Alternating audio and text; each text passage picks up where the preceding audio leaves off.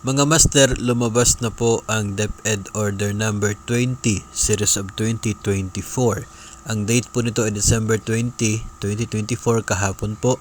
No, ito pong guidelines on the recruitment, selection, and appointment to higher teaching positions.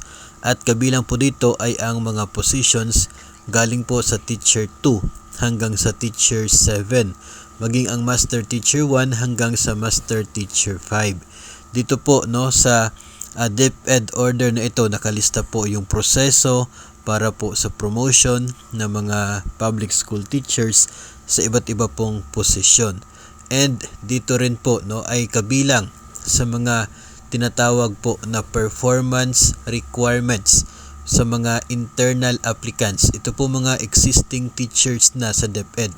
Ito pong iba't ibang classroom observable indicators at non-classroom observable indicators.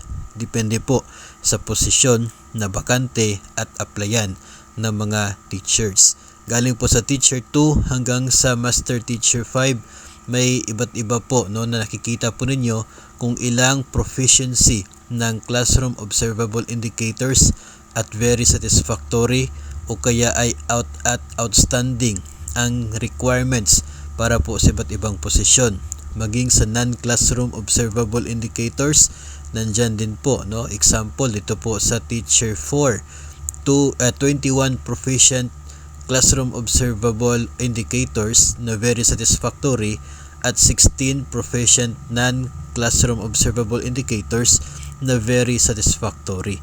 Yun po yung mga nire-require para po matatawag na qualified ang isa pong aplikante sa ina-applyan niya na posisyon para po ito sa mga existing teachers. So yung table po nakalista doon yung mga kinakailangan na ma-achieve unang-una ng mga applicants para makapasok po sila sa susunod na stage ng application. Doon na po sa comparative assessment ng mga aplikante using po sa iba't iba pong mga rubrics ng point system. So kapag hindi po umabot doon sa minimum po na nire-require sa performance requirements, ay matatawag pong disqualified ang isa pong aplikante, so hindi na po siya makakapasok sa next stage.